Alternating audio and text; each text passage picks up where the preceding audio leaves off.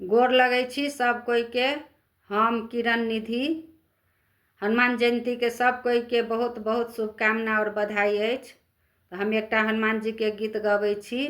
ई गीत भोजपुरी में अछि। जँ नीक लागत तो लाइक कमेंट शेयर और सब्सक्राइब जरूर करे जाब और अपन आशीर्वाद प्यार जरूर दे जाब। तो सुनू ई गीत।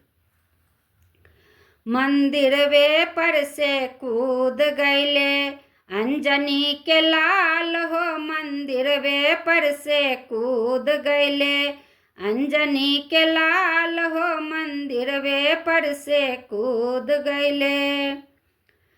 के कर राम के कर बाबू लक्ष्मण।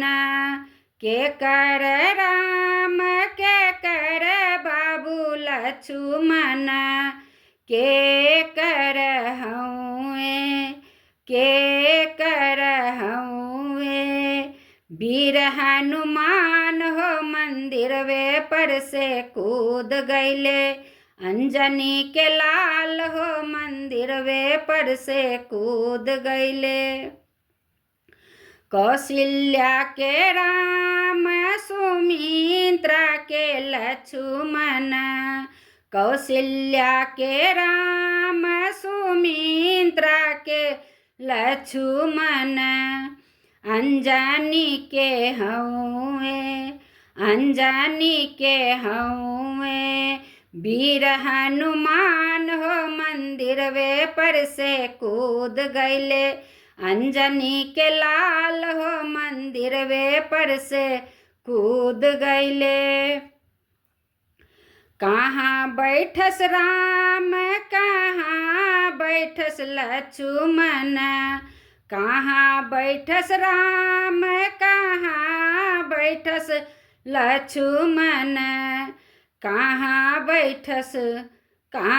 बैठस वीर हनुमान हो। मंदिर वे पर से कूद गईले अंजनी के लाल हो। मंदिर वे पर से कूद गईले। आसन बैठस राम सिंहासन बैठस लक्ष्मण। आसन बैठस राम सिंहासन बैठस लक्ष्मण। ध्वजा पर बैठस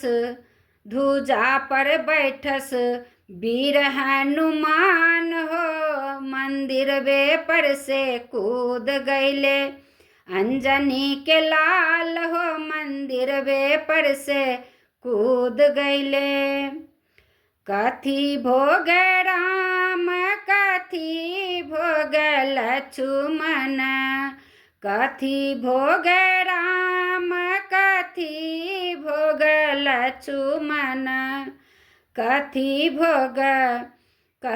भोग वीर हनुमान हो। मंदिर वे पर से कूद गईले अंजनी के लाल हो। मंदिर वे पर से कूद गईले।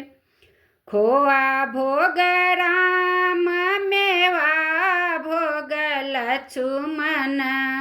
खोआ भोग राम मेवा भोग लक्ष्मण। लड्डू